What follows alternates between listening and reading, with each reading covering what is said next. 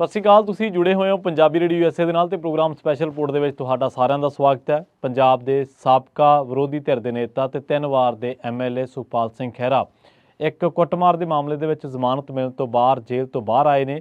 ਜੇਲ੍ਹ ਤੋਂ ਬਾਹਰ ਆਉਣ ਤੋਂ ਬਾਅਦ 2 ਦਿਨਾਂ ਬਾਅਦ ਉਹਨਾਂ ਨੇ ਉਸੇ ਅੰਦਾਜ਼ ਦੇ ਵਿੱਚ ਆਪਣੇ ਘਰ ਦੇ ਵਿੱਚ ਪ੍ਰੈਸ ਕਾਨਫਰੰਸ ਰੱਖੀ, ਜਿਹਦੇ ਵਿੱਚ ਮੀਡੀਆ ਨੂੰ ਸੱਦਿਆ। ਆਪਣੀ ਪਾਰਟੀ ਦੇ ਕਾਂਗਰਸ ਪਾਰਟੀ ਦੇ ਪ੍ਰਧਾਨ ਤੇ ਵਿਰੋਧੀ ਧਿਰ ਦੇ ਨੇਤਾ ਪ੍ਰਤਾਪ ਸਿੰਘ ਬਾਜਵਾ ਨੂੰ ਸੱਦਿਆ ਤੇ ਉਸੇ ਤਰ੍ਹਾਂ ਹੀ ਆਪਣੀ ਜੋ ਉਹਨਾਂ ਦਾ ਅੰਦਾਜ਼ ਆ, ਜੋ ਉਹਨਾਂ ਦੀ ਸ਼ੈਲੀ ਹੈ, ਉਹਦੇ ਵਿੱਚ ਹੀ ਉਹਨਾਂ ਨੇ ਭਗਵੰਤ ਮਾਨ ਸਰਕਾਰ ਤੇ ਤਿੱਖੇ ਨਿਸ਼ਾਨੇ ਸਾਧੇ ਨੇ। ਬਾਹਰ ਆਉਂਦੇ ਹੀ ਖਹਿਰਾ ਨੇ ਸਿਆਸੀ ਬਦਲਾਖੋਰੀ ਦੇ ਦੋਸ਼ ਲਾਉਂਦਿਆਂ ਆਪਣੇ ਕੇਸ ਬਾਰੇ, ਜਿਹੜਾ 2015 ਵਾਲਾ NDPS ਵਾਲਾ ਕੇਸ ਹੈ, ਉਹਦੇ ਬਾਰੇ, ਜੇਲ੍ਹ ਦੇ ਸਮੇਂ ਦੇ ਦੌਰਾਨ ਕੀ ਕੁਝ ਵਾਪਰਿਆ, ਨੈਲਸਨ ਮੰਡੇਲੇ ਬਾਰੇ, ਜੇਲ੍ਹ ਵਿਵਸਥਾ ਬਾਰੇ, ਸਿੱਧੂ ਮੂਸੇਵਾਲੇ ਦੇ ਕਤਲ ਬਾਰੇ, ਨੌਜਵਾਨ ਸਿੱਖ ਨੌਜਵਾਨਾਂ 'ਤੇ ਜਿਹੜੇ ਪਰਚੇ ਪਾਏ ਆ ਉਹਨਾਂ ਬਾਰੇ, ਤੇ ਇਹਦੇ ਨਾਲ ਆਪਣੇ ਪਿਤਾ ਜੀ ਬਾਰੇ, ਤੇ ਪੰਜਾਬ ਦੇ ਵਿੱਚ ਇੱਥੋਂ ਤੱਕ ਦੀਪ ਸਿੱਧੂ ਬਾਰੇ ਵੀ ਉਹਨਾਂ ਨੇ ਆਪਣੀ ਰਾਏ ਰੱਖੀ ਹੈ। ਤੇ ਇਹ ਇਸ ਤਰ੍ਹਾਂ ਗੱਲ ਕਹੀ ਹੈ ਕਿ ਮੈਨੂੰ ਲੱਗਦਾ ਕਿ ਸ਼ਾਇਦ ਉਹਦਾ ਵੀ ਐਕਸੀਡੈਂਟ ਜਿਹੜਾ ਉਹ ਕਰਵਾਇਆ ਹੋ ਸਕਦਾ। ਸੋ ਬਹੁਤ ਸਾਰੀਆਂ ਗੱਲਾਂ, ਲਾਰੈਂਸ ਬਿਸ਼ਨੋਈ ਬਾਰੇ ਵੀ ਉਹਨਾਂ ਨੇ ਗੱਲਬਾਤ ਕੀਤੀ ਹੈ। ਤੇ ਉਹਨਾਂ ਨੇ ਖਾਸ ਤੌਰ 'ਤੇ ਗੱਲਬਾਤ ਇਹ ਕੀਤੀ ਹੈ ਕਿ ਮੈਨੂੰ ਜਦੋਂ ਅਫਸਰਾਂ ਨੇ ਮੈਨੂੰ ਬਿਠਾਇਆ ਜਾਂਚ ਦੇ ਲਈ ਜਾਂ ਮੈਨੂੰ ਸਵਾਲ ਕਰਨ ਲੱਗੇ ਤਾਂ ਉਹਨਾਂ ਦਾ ਇਹੀ ਸਵਾਲ ਸੀਗਾ ਕਿ ਤੈਨੂੰ ਕੀ ਲੋੜ ਸੀ ਭਗਵੰਤ ਮਾਨ ਦੇ ਪਰਿਵਾਰਕ ਮੈਂਬਰਾਂ ਬਾਰੇ ਗੱਲਬਾਤ ਕਰਨ ਲਈ। ਤਾਂ ਉਹਨਾਂ ਨੇ ਕਿਹਾ ਕਿ ਜਦੋਂ ਭਗਵੰਤ ਮਾਨ ਨੇ ਮੇਰੇ ਤੇ, ਜਾਂ ਕਹਿ ਲਓ ਕਿ ਮੇਰੇ ਪਰਿਵਾਰਕ ਮੈਂਬਰਾਂ ਤੇ, ਮੇਰੀ 72 ਸਾਲਾਂ ਦੀ ਭੈਣ ਤੇ ਪਰਚਾ ਪਾਤਾ 420 ਦਾ, ਤੇ ਫਿਰ ਜਦੋਂ ਮੈਂ ਉਹਨਾਂ ਬਾਰੇ, ਜਦੋਂ ਉਹ ਹੱਦਾਂ ਲੰਘ ਗਿਆ ਤੇ ਮੈਨੂੰ ਵੀ ਫਿਰ ਹੱਦਾਂ ਲੰਘਣ ਦੇ ਵਿੱਚ ਕੀ ਸੀ। ਹਾਲਾਂਕਿ ਉਹਨਾਂ ਦੀ ਗੱਲ ਤੋਂ ਇਹ ਵੀ ਪ੍ਰਤੀਤ ਹੁੰਦਾ ਵੀ ਸ਼ਾਇਦ ਉਹਨਾਂ ਨੂੰ ਲੱਗਿਆ ਕਿ ਸ਼ਾਇਦ ਮੈਂ ਜ਼ਿਆਦਾ ਹੀ ਨਿੱਜੀ ਹੋ ਚੱਲਿਆ ਵਾਂ। ਪਰ ਇਹ ਖੁਦ ਜਿਹੜੇ ਅੱਜ ਭਗਵੰਤ ਮਾਨ ਮੁੱਖ ਮੰਤਰੀ ਨੇ, ਇਹ ਕਦੇ ਕਿੱਕਲੀ ਪਾਉਂਦੇ ਰਹੇ ਆ ਅਕਾਲੀਆਂ ਦੇ ਉੱਤੇ। ਔਰ ਇਹ ਸਾਫ਼ ਹੈ ਕਿ ਅੱਜ ਤੱਕ ਜਿਹੜੀ ਸਾਡੀ ਸਿਆਸਤ ਹੈ, ਇਹਦਾ ਨਾ ਤਾਂ ਕੋਈ ਸਿਆਸੀ ਏਜੰਡਾ ਨਜ਼ਰ ਆਉਂਦਾ, ਨਾ ਇਕਨੋਮਿਕਲੀ ਇਹਦੇ ਵਿੱਚ ਕੋਈ ਏਜੰਡਾ ਨਜ਼ਰ ਆਉਂਦਾ। ਇਸ ਪੂਰੇ ਪੋਲੀਟੀਕਲ ਬਿਰਤਾਂਤ ਦੇ ਵਿੱਚ, ਨੈਰੇਟਿਵ ਦੇ ਵਿੱਚ, ਪੋਲੀਟੀਕਲ ਲੀਡਰਾਂ ਦੀ ਜੋ ਸਾਰੀਆਂ ਧਿਰਾਂ ਦੀ, ਜਿਨ੍ਹਾਂ ਦੇ ਵਿੱਚ ਚਾਹੇ ਭਾਜਪਾਈ ਨੇ, ਚਾਹੇ ਉਹ ਕਾਂਗਰਸੀ ਨੇ, ਚਾਹੇ ਉਹ ਆਮ ਆਦਮੀ ਪਾਰਟੀ ਵਾਲੇ ਨੇ, ਚਾਹੇ ਉਹ ਅਕਾਲੀ ਦਲ ਵਾਲੇ ਨੇ, ਜਦੋਂ ਤੁਹਾਡੇ ਕੋਲੇ ਕੋਈ ਇਕਨੋਮਿਕਲੀ ਏਜੰਡਾ ਹੀ ਨਹੀਂ ਗਾ, ਜਦੋਂ ਤੁਹਾਡੇ ਕੋਲੇ ਪਾਲਿਸੀਆਂ ਦੀ ਘਾਟ ਹੈ, ਜਦੋਂ ਤੁਸੀਂ ਸਿਧਾਂਤ ਤੋਂ ਉਖੜ ਚੁੱਕੇ ਹੋ, ਜਦੋਂ ਤੁਸੀਂ ਪੀਪਲ ਸੈਂਟਰਿਕ ਸਿਆਸਤ ਤੋਂ ਦੂਰ ਭੱਜ ਗਏ ਹੋ, ਤਾਂ ਫਿਰ ਨਿੱਜੀ ਬਚਦਾ ਨਾ।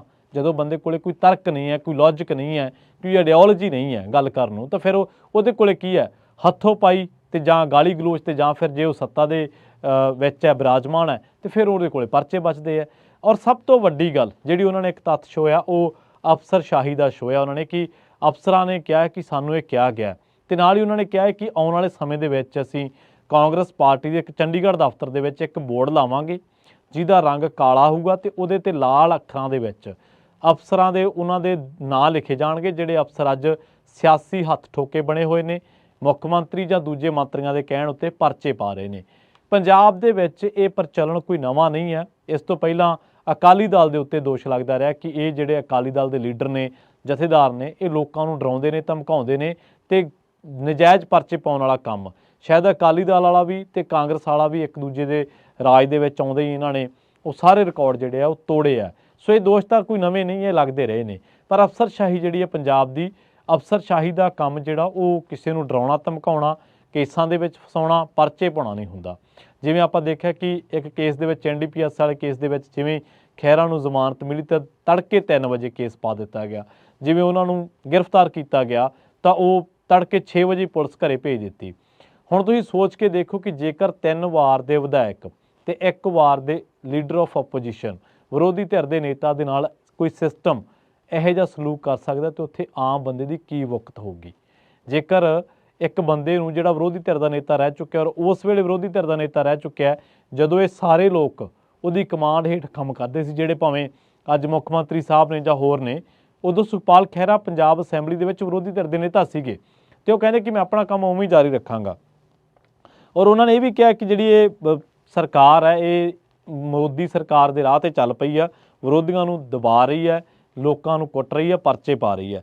ਔਰ ਸਭ ਤੋਂ ਪਹਿਲਾਂ ਤਾਂ ਜਾਣਦੇ ਆਪਾਂ ਇਹ ਵੀ ਹੈ ਕਿ ਅਫਸਰਸ਼ਾਹੀ ਵਿਚਰ ਕਿਵੇਂ ਰਹੀ ਹੈ।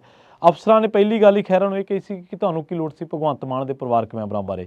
ਮਤਲਬ ਕਿ ਜੇ ਕੋਈ ਬੰਦਾ ਸੱਤਾ ਦੇ ਤਖਤ 'ਤੇ ਬੈਠਾ ਤੇ ਕੀ ਉਹਨੂੰ ਉਹਦੇ ਪਰਿਵਾਰਕ ਮੈਂਬਰਾਂ ਦੇ ਜਾਇਦਾਦ ਦੇ ਜਿਹੜੇ ਪਹਿਲਾਂ ਸਟੇਟਸ ਸੀਗਾ ਜਾਂ ਹੁਣ ਸਟੇਟਸ ਬਦਲਿਆ, ਕਿ ਉਹਨੂੰ ਸਵਾਲ ਨਹੀਂ ਕੀਤਾ ਜਾ ਸਕਦਾ। ਤੇ ਜੇਕਰ ਪਰਚਿਆਂ ਦੇ ਵਿੱਚ ਇਸ ਤਰੀਕੇ ਦੇ ਨਾਲ ਝੂਠੇ ਪਰਚੇ ਪਾ ਕੇ ਜੇਕਰ ਇਸ ਸਿਸਟਮ ਦੇ ਰਾਹੀਂ, ਸੱਤਾ ਦੇ ਰਾਹੀਂ ਕੋਈ ਕਿਸੇ ਖਾਸ ਲੀਡਰ ਨੂੰ ਦਬਾਇਆ ਜਾ ਰਿਹਾ, ਤੇ ਬਿਲਕੁਲ ਗਲਤ ਹੈ। ਆਪਾਂ ਪਿਛਲੀ ਰਿਪੋਰਟ ਦੇ ਵਿੱਚ ਵੀ ਕਿਹਾ ਸੀਗਾ कि साडे डिस्कोर्स दे विचों साडे पोलीटिकल मुआशरे दे विचों एक जिहड़ी सहनशीलता जिहड़ा पेशेंस है पोलीटिकल पेशेंस वो बिल्कुल खत्म हो चुक्या है। सरकारां दे विच आलोचना झੱਲਣ ਦਾ मादा नहीं बचिया। सरकारां इस गल नूं बिल्कुल बर्दाश्त नहीं करदियां कि कोई साडे काम ते आनाकानी करे, कोई साडे काम दे विच मीन मेख करे, कोई उहदे विच जिहड़ी कोई कमी रह गई उहनूं दस्से जां असीं पॉलिसी मेकिंग दे विच कित्थे लोकां नाल धोखा कर रहे हां। सरकारां नहीं चाहुंदियां कि चीज़ां बाहर आउण, पर कि तुसीं इस तरीके दा सिस्टम चलाओगे कि तुहाडे अफसर जिथे जी कीता जिथे उन्हां दा दिल कीता जिहदे ते कीता उस तरह दा परचा पा देणगे कि असीं हुण बिल्कुल जिवें मोदी सरकार विचरदी है कि पंजाब दे विच असीं इस तरह दा माहौल देखांगे आउण वाले दिनां दे विच। और वो कहने कि विरोधियों को दबा रही है और मीडिया ते कंट्रोल है। देखो अफसरशाही जिहड़ी है जे तुहाडे कोले जिवें मैं कह के हटां कि लॉजिक नहीं बजदा तां तुसीं ये देखो कि अफसरशाही जिहड़ी पंजाब दा ओहदा मैं थोड़ा जिहा ट्रेलर तुहानूं दिखा दिंदा। पिछले दिनी पंजाब सरकार नूं हाई कोर्ट दे विच झाड़ां पईआं अफसरशाही करके। पिछले दिनां दे विच पंजाब दी जेल व्यवस्था जिहदा खैरा ने भी जिक्र कीता ਉਹਦੇ ਵਿੱਚ ਪੰਜਾਬ ਪੁਲਿਸ ਨੂੰ ਝਾੜਾਂ ਪਈਆਂ ਕਿਹਦੇ ਕਰਕੇ ਹਾਈ ਕੋਰਟ ਦੇ ਵਿੱਚ ਜਾਂ ਕਹਿ ਲਓ ਕਿ ਅਦਾਲਤਾਂ ਦੇ ਵਿੱਚ ਅਫਸਰਸ਼ਾਹੀ ਕਰਕੇ। ਪੰਜਾਬ ਦਾ ਕੋਈ ਵੀ ਘੁਟਾਲਾ ਚੱਕ ਲਓ ਤੁਸੀਂ ਉੱਥੇ ਅਫਸਰ ਤੁਹਾਨੂੰ ਵਿੱਚ ਘੁਟਾਲੇ ਦੇ ਲੁਪਤ ਮਿਲਣਗੇ। ਔਰ ਪੰਜਾਬ ਦੇ ਅਫਸਰਾਂ ਬਾਰੇ ਤਾਂ ਕਿਹਾ ਜਾਂਦਾ ਕਿ ਇਹ ਚੌਥੇ ਕੁ ਸਾਲ ਦੇ ਵਿੱਚ ਇਹ ਟੋਣ ਲੱਗ ਪੈਂਦੇ ਕਿ ਆਉਣ ਵਾਲੀ ਸਰਕਾਰ ਕਿਹਦੀ ਹੈ ਤੇ ਉਸ ਤੋਂ ਬਾਅਦ ਆਪਾਂ ਕਿਹੜੇ ਪਾਲੇ 'ਚ ਜਾਣਾ ਹੈ। ਪ੍ਰਕਾਸ਼ ਸਿੰਘ ਬਾਦਲ ਬਾਰੇ ਕਿਹਾ ਜਾਂਦਾ ਕਿ ਜਦੋਂ 2012 ਦੇ ਵਿੱਚ ਉਹਨਾਂ ਦੀ ਸਰਕਾਰ ਰਿਪੀਟ ਹੋਈ ਸੀ ਤਾਂ ਉਦੋਂ ਉਹਨਾਂ ਨੂੰ ਖੁਦ ਵੀ ਇਸ ਗੱਲ ਦਾ ਇਲਮ ਨਹੀਂ ਸੀਗਾ ਕਿ ਸ਼ਾਇਦ ਅਸੀਂ ਦੁਬਾਰਾ ਸੱਤਾ ਦੇ ਵਿੱਚ ਆ ਰਹੇ ਹਾਂ। ਤਾਂ ਅਫਸਰਾਂ ਨੇ ਜਿਹੜੇ ਅਫਸਰ ਮੰਨ ਲਓ ਵਿਚਰਦੇ ਸੀ ਬਿਊਰੋਕ੍ਰੇਸੀ ਵਾਲੇ ਜਾਂ ਹੋਰ ਅਹੁਦਿਆਂ 'ਤੇ ਬੈਠੇ ਅਫਸਰ ਉਹ ਸਵੇਰੇ 10 ਕੁ ਵਜੇ 9:30 ਵਜੇ ਜਿਹੜੇ ਆ ਸ਼੍ਰੋਮਣੀ ਅਕਾਲੀ ਦਲ ਦੇ ਦਫ਼ਤਰ ਚੰਡੀਗੜ੍ਹ ਤੇ ਜਿਹੜੇ ਮੰਨ ਲਓ ਕੋਈ ਨੇੜੇ ਆ ਉਹ ਲੰਬੀ ਵਿਖੇ ਪਹੁੰਚਣੇ ਸ਼ੁਰੂ ਹੋ ਗਏ ਸੀ ਕਿਉਂਕਿ ਉਹਨਾਂ ਨੂੰ ਪਤਾ ਲੱਗ ਗਿਆ ਸੀਗਾ ਕਿ ਸਰਕਾਰ ਬਾਦਲ ਸਾਹਿਬ ਦੀ ਆ ਰਹੀ ਹੈ। ਔਰ ਤੁਸੀਂ ਦੇਖਿਆ ਹੋਣਾ ਕਿ ਸੁਖਬੀਰ ਸਿੰਘ ਬਾਦਲ ਡਾਇਰੀ ਦਾ ਜ਼ਿਕਰ ਕਰਦੇ ਆ। ਹੁਣ ਸੁਖਪਾਲ ਖਹਿਰਾ ਕਹਿੰਦੇ ਸੀ ਡਾਇਰੀ ਡੂਰੀ ਨਹੀਂ ਲਾਉਣੀ ਕੋਈ, ਅਸੀਂ ਤਾਂ ਨਾਂ ਲਿਖਾਂਗੇ ਕਿਉਂਕਿ ਮਾਝੇ 'ਚ ਕਿਸੇ ਕਾਂਗਰਸੀ ਲੀਡਰ ਤੇ ਵਧੀਕੀ ਕਰਕੇ ਅਫਸਰ ਮਾਲ ਵਾਲੇ ਲੀਡਰ ਤੋਂ ਫਾਇਦਾ ਲੈ ਜਾਂਦਾ ਹੈ, ਮਾਲ ਦੁਆਬੇ ਦੇ ਵਿੱਚ ਕਰਕੇ ਮਾਝੇ ਵਾਲੇ ਤੋਂ ਲੈ ਜਾਂਦਾ, ਮਾਝੇ ਦੇ ਵਿੱਚ ਕੋਈ ਵਧੀਕੀ ਕਰਕੇ ਮਾਲਵੇ ਵਾਲੇ ਜਾਂ ਮਾਲਵੇ 'ਚ ਕੋਈ ਵਧੀਕੀ ਕਰਕੇ ਤੇ ਉਹ ਮਾਝੇ ਜਾਂ ਦੁਆਬੇ ਦੇ ਵਿੱਚੋਂ ਫਾਇਦਾ ਲੈ ਜਾਂਦਾ। ਉਹ ਕਹਿੰਦੇ ਹੁਣ ਇਸ ਤਰ੍ਹਾਂ ਨਹੀਂ ਹੋਊਗਾ। ਇਹਦਾ ਮਤਲਬ ਕੀ ਹੈ? ਇਹਦਾ ਮਤਲਬ ਇਹ ਹੈ ਕਿ ਵਾਕਈ ਸਾਨੂੰ ਇਹ ਸੋਚਣਾ ਪਊਗਾ ਕਿ ਸਾਡੀ ਅਫਸਰਸ਼ਾਹੀ ਕੰਮ ਕਿਵੇਂ ਕਰ ਰਹੀ ਹੈ।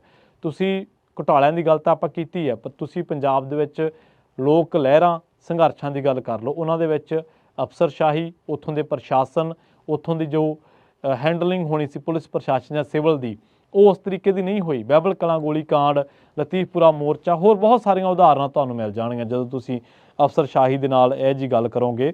ਤਾਂ ਸਭ ਤੋਂ ਵੱਡਾ ਸਵਾਲ ਇਹੀ ਉੱਠਦਾ ਕਿ ਜੇਕਰ ਪੁਲਿਸ ਤੰਤਰ ਦੀ ਗੱਲ ਕਰੀਏ ਤਾਂ ਅੱਜ ਕੱਲ੍ਹ ਬਹੁਤ ਚਰਚਿਤ ਰਿਪੋਰਟ ਹੈ ਸਾਬਕਾ ਜਥੇਦਾਰ ਕਾਰਜਕਾਰੀ ਜਥੇਦਾਰ ਕੌਂਕੇ ਸਾਹਿਬ ਦੇ ਬਾਰੇ ਜਾਂ ਹੋਰ ਕਿੰਨੇ ਪੁਲਿਸ ਮੁਕਾਬਲਿਆਂ ਦੇ ਬਾਰੇ ਰਿਪੋਰਟਾਂ ਆਈਆਂ।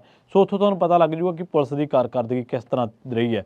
ਤੇ ਜੇਕਰ ਹੋਰ ਵੱਡੀਆਂ ਘਟਨਾਵਾਂ ਦੀ ਜਾਂਚ ਵੇਖਣੀ ਹੋਵੇ ਤੇ ਮੌੜ ਬੰਬ ਧਮਾਕੇ ਦੀ ਤੁਸੀਂ ਜਾਂਚ ਵੇਖ ਸਕਦੇ ਹੋ, ਬਹਿਬਲ ਕਲਾਂ ਗੋਲੀ ਕਾਂਡ ਦੀ ਜਾਂਚ ਵੇਖ ਸਕਦੇ ਹੋ। ਪੰਜਾਬ ਦੇ ਵਿੱਚ ਮਾਈਨਿੰਗ ਦੇ ਮਾਮਲੇ ਦੀ ਜਿਵੇਂ ਮੈਂ ਕਹਿ ਕੇ ਹਟਿਆ ਝਾੜ ਪੈ ਚੁੱਕੀ ਹੈ। ਜੇਲ੍ਹ ਤੰਤਰ, ਹੋਰ ਕਿਹੜਾ ਸਰਕਾਰ ਦਾ ਉਹ ਮਹਿਕਮਾ ਜਿੱਥੇ ਸਰਕਾਰ ਦੇ ਟਸਲ ਨਹੀਂ ਹੋਈ ਜਾਂ ਝਾੜਾਂ ਨਹੀਂ ਪਈਆਂ। ਹਾਂ, ਇਹ ਗੱਲ ਵੀ ਹੈਗੀ ਹੈ ਕਿ ਸਿਆਸੀ ਲੀਡਰ ਅਫਸਰਸ਼ਾਹੀ ਤੇ ਰੋਹ ਪਾਉਂਦੇ ਹੈ। ਰੋਹ ਨਹੀਂ ਪੈਣਾ ਚਾਹੀਦਾ, ਅਸੀਂ ਮੰਨਦੇ ਹਾਂ ਕਿ ਸਰਕਾਰਾਂ, ਪਰ ਅਫਸਰ ਜਿਹੜਾ ਹੁੰਦਾ ਉਹ ਉਹਨੇ ਕਾਨੂੰਨ ਨੂੰ ਲਾਗੂ ਕਰਨਾ ਹੁੰਦਾ।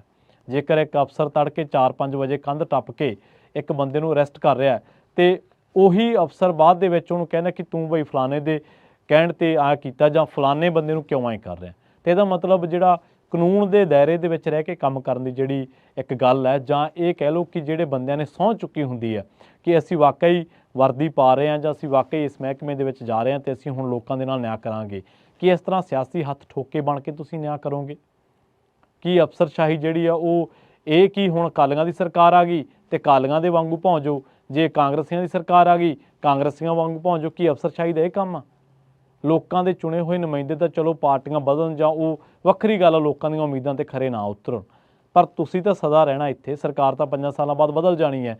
ਤੁਹਾਨੂੰ ਤਾਂ ਲੋਕਾਂ ਦੇ ਟੈਕਸ ਦੇ ਵਿੱਚੋਂ ਤਨਖਾਹ ਮਿਲਦੀ ਹੈ, ਤੁਹਾਨੂੰ ਤਾਂ ਐਸ਼ੋ ਆਰਾਮ ਮਿਲਦਾ, ਤੁਹਾਨੂੰ ਤਾਂ ਬਕਾਇਦਾ ਸਨਮਾਨ ਮਿਲਦਾ, ਕਿਉਂਕਿ ਜਿੱਥੇ ਕਿਤੇ ਵੀ ਤੁਹਾਨੂੰ ਸੱਦਿਆ ਜਾਂਦਾ ਉੱਥੇ ਬਕਾਇਦਾ ਤੁਹਾਨੂੰ ਇਸ ਤਰੀਕੇ ਨਾਲ ਸੱਦਿਆ ਜਾਂਦਾ ਕਿ ਤੁਹਾਡਾ ਰੁਤਬਾ, ਤੁਹਾਡਾ ਅਹੁਦਾ, ਤੁਹਾਡੇ ਅਹੁਦੇ ਦੀ ਮਰਿਆਦਾ, ਤੁਹਾਡੇ ਅਹੁਦੇ ਦਾ ਪ੍ਰੋਟੋਕੋਲ ਸਾਰਾ ਕੁਝ ਬਰਕਰਾਰ ਹੁੰਦਾ। ਪਰ ਬਾਵਜੂਦ ਇਸ ਦੇ ਤੁਸੀਂ 3 ਵਾਰ ਦੇ ਵਿਧਾਇਕ ਤੇ ਇੱਕ ਵਿਰੋਧੀ ਧਿਰ ਦੇ ਨੇਤਾ ਦੇ ਨਾਲ ਇਸ ਤਰੀਕੇ ਨਾਲ ਪੇਸ਼ ਆ ਰਹੇ ਹੋ। ਤੇ ਇਹਦਾ ਮਤਲਬ ਕੀ ਹੈ? ਇਹਦਾ ਮਤਲਬ ਇਹ ਹੈ ਕਿ ਜੋ ਇੱਥੇ ਮਾਈਨੋਰਟੀਜ਼, ਜੋ ਪੰਜਾਬ ਦੇ ਵਿੱਚ ਇੱਕ ਖਾਸ ਭਾਈਚਾਰਾ ਜਿਹੜਾ ਸਿੱਖ ਭਾਈਚਾਰਾ ਉਹ ਪਿਛਲੇ 4 ਦਹਾਕਿਆਂ ਤੋਂ ਕਹਿ ਰਿਹਾ ਕਿ ਅਫਸਰਸ਼ਾਹੀ ਨੇ ਸਾਡੇ ਨਾਲ ਇਹ ਕੀਤਾ, ਸਾਡੇ ਨਾਲ ਉਹ ਕੀਤਾ, ਤੇ ਇਹਦਾ ਮਤਲਬ ਕਿ ਉਹ ਸੱਚੇ ਸੀਗੇ। ਔਰ ਦੂਜੀ ਅਹਿਮ ਗੱਲ ਕਿ ਅਫਸਰਸ਼ਾਹੀ ਜਾਂ ਜਿਹੜੀ ਇਹ ਮਸ਼ੀਨਰੀ ਹੈ ਪੂਰੀ, ਜੇਕਰ ਇਸੇ ਤਰ੍ਹਾਂ ਕੰਟਰੋਲਡ ਕਿਸੇ ਬੰਦੇ ਵਿਸ਼ੇਸ਼ ਵੱਲੋਂ, ਵਿਅਕਤੀ ਵਿਸ਼ੇਸ਼ ਵੱਲੋਂ, ਸੱਤਾ ਵਿਸ਼ੇਸ਼ ਵੱਲੋਂ ਕੰਟਰੋਲ ਚੱਲਦੀ ਰਹੀ ਤਾਂ ਇਹ ਜਿਹੜਾ ਡੈਮੋਕ੍ਰੈਟਿਕ ਮੁਹਾਂਦਰਾ ਇਹ ਅਜਿਹਾ ਨਹੀਂ ਰਹਿਣਾ।